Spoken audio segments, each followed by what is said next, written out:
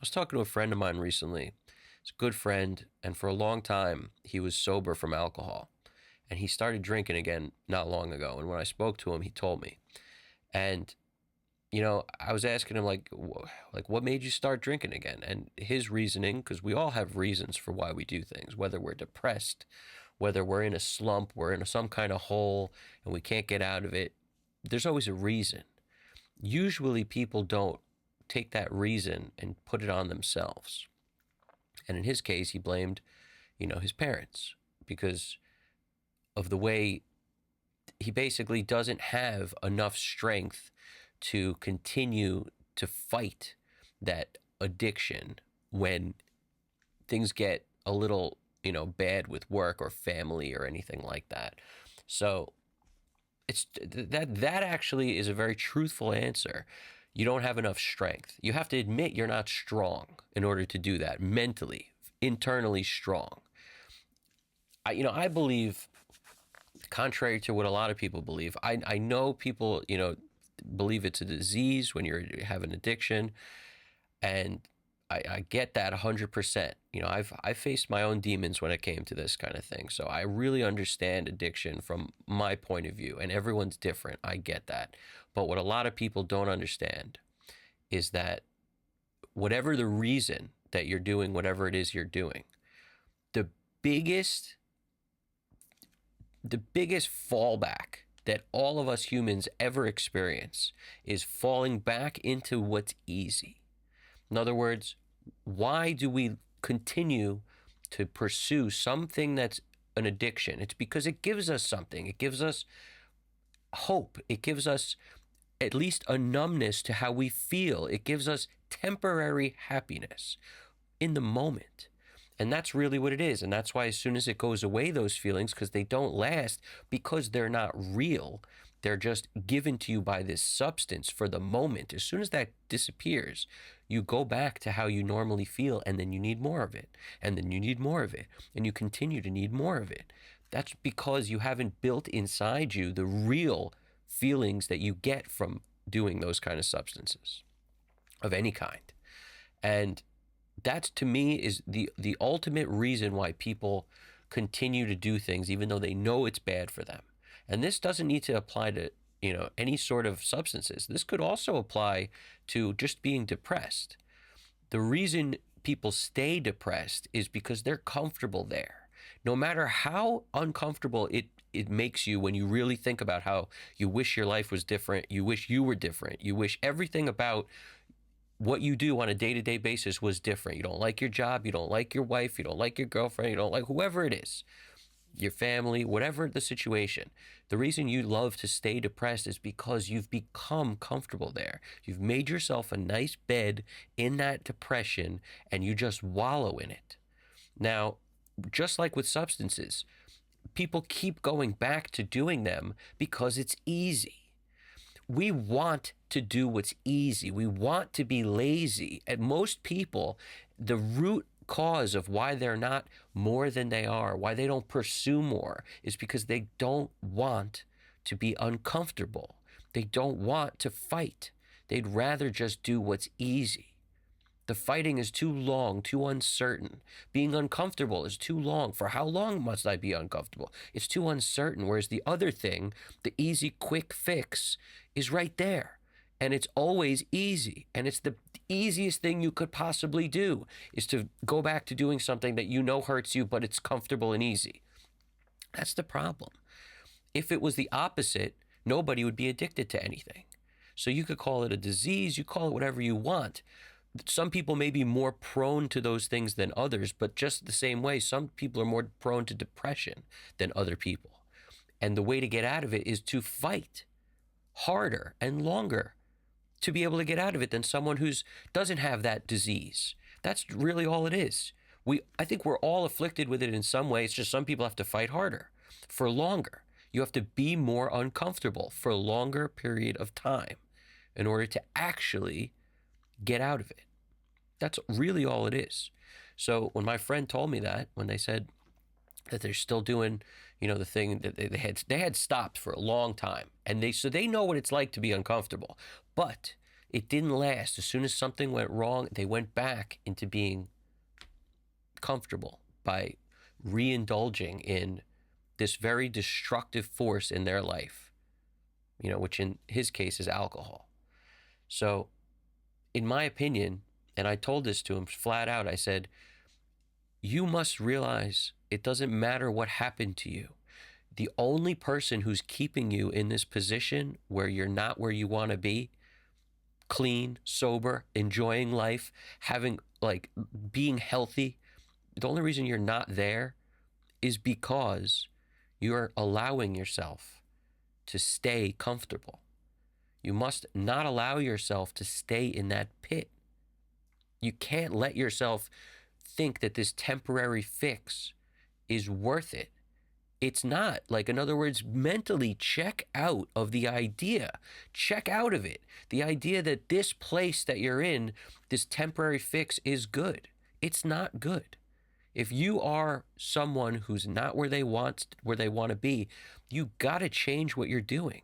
You can't keep doing the same thing over and over again, and that includes blaming people, because you're the only one that controls how they feel. You. Nobody else controls how you feel.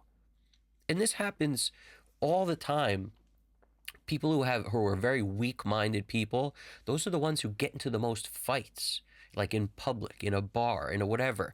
It's the opposite of being strong, in my opinion. It's mentally, you are too weak that when someone says something that upsets you, you can't help but let it affect you. It affects you, and now you become irrational, and now you do more than you should do, and maybe you go to jail, maybe you go to prison, maybe you mess your whole life up because you couldn't control your mind.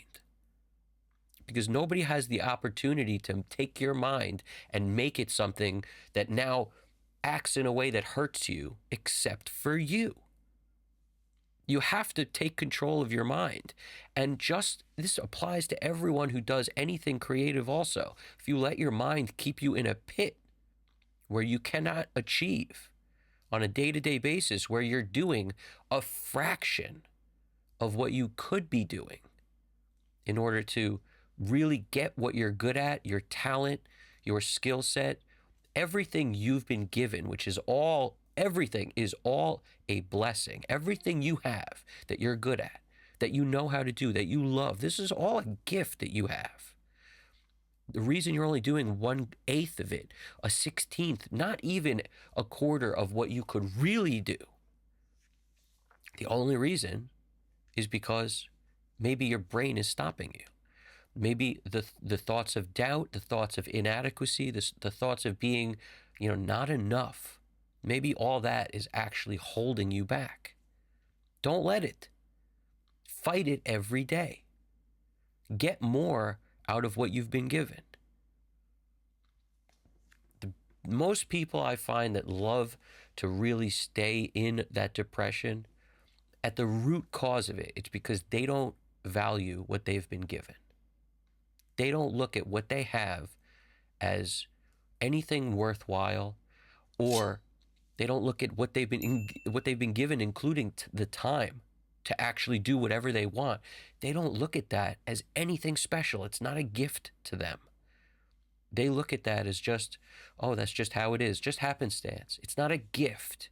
If they looked at it like this was valuable time, this is valuable, the gifts that I have. What I can offer people is great, is something wonderful.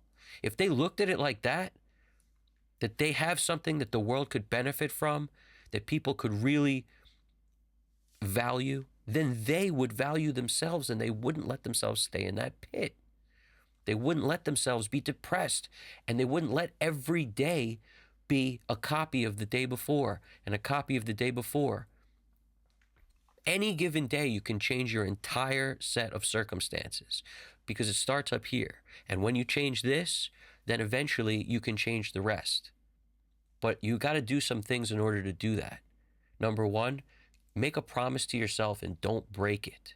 Because if he made a promise to himself that he was willing to be uncomfortable, if he did that and really did anything before break that promise. If that was the most important thing in the world to him, he wouldn't have kept drinking again. He wouldn't have gone back to that.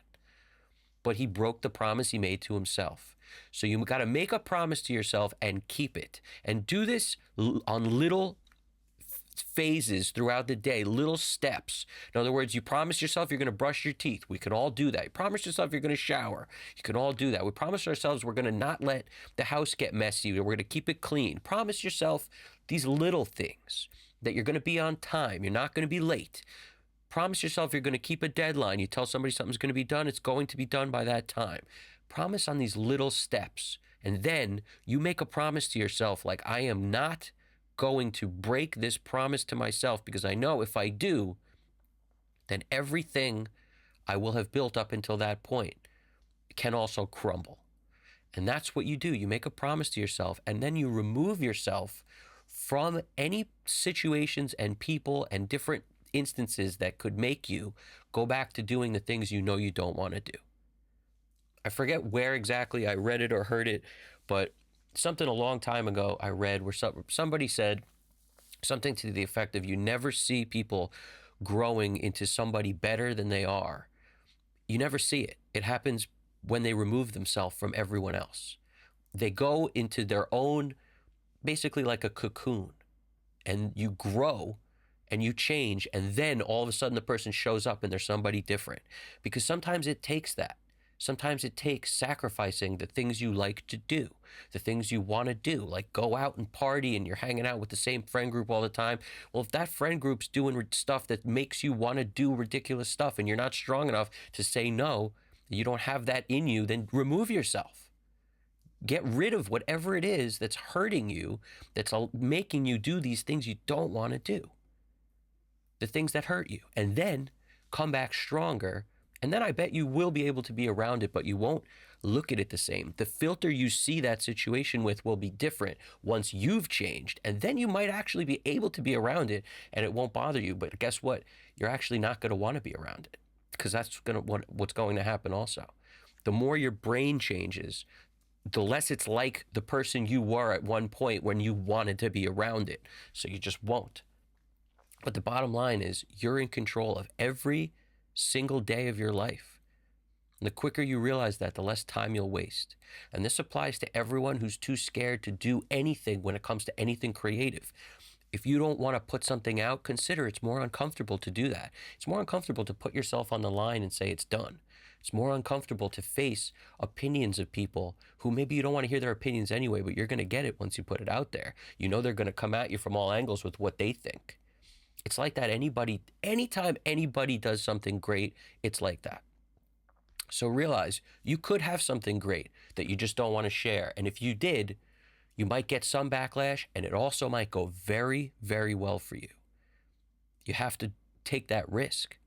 Take more risks on yourself. The bottom line is, if you stay where you are and you keep doing these things that make you comfortable in the short term, you will never, ever, ever become happy in the long run. It's about time you learned it. All right? Every single time you think to yourself, man, I'd love to have a drink again, or if that's your issue, all you have to do is consider, as soon as I do that, I'm farther and farther and farther away from that happiness that I want, which does not include that. The happiness that I could have on a day-to-day basis if I wasn't killing myself with this other thing that's ruining my mental well-being and my physical well-being. That's the truth. No matter what kind of mental thing you got going on, if you let it eat at you and you let it hold you down, that will affect you physically. Because people are depressed enough, they no longer have the desire to do the things that they like anymore either. Maybe you were somebody who was very physical. You like to play basketball, you like to run, you like to work out. You won't if you get mentally beat down and depressed enough. You just won't. So fight that, and then you'll get back the things in life that you love. Many of us do way less than we could, and we consider it a lot, because depression eats up so much time and so much of our thought process that we actually don't do a fraction of what we could be doing. Just imagine what you could accomplish if you didn't have the depression taking up your whole day and eating away at you. I hope this made some sense. All right? We're all the same. I could talk to you like this because I was once there. Depression consumed me.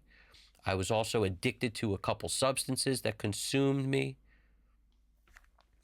I'm no longer in that position. Depression is one I fight every day, but I beat down the demon in my head that was extremely addicted to one particular substance.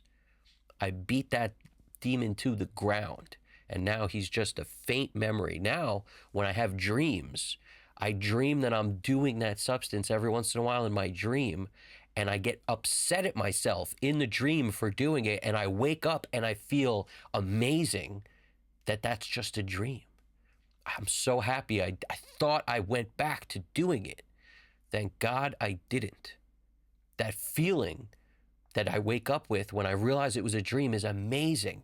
It's exhilarating. It's empowering to realize that that's just a dream. Now, some people may say your subconscious is telling you that you still want it. I actually think it's the opposite.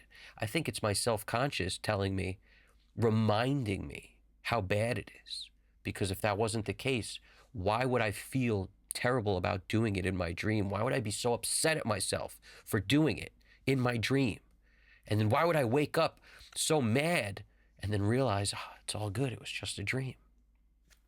I think it's actually reaffirming the belief in my head that I know I'm doing the right thing. And to tell you the total truth, I don't miss it at all. I don't.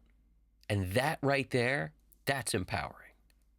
The more of these demons we can conquer, the better we will be as people, the more we can help others, the more just present we can be in our own lives. And that helps everyone around us also. I hope you got something from it.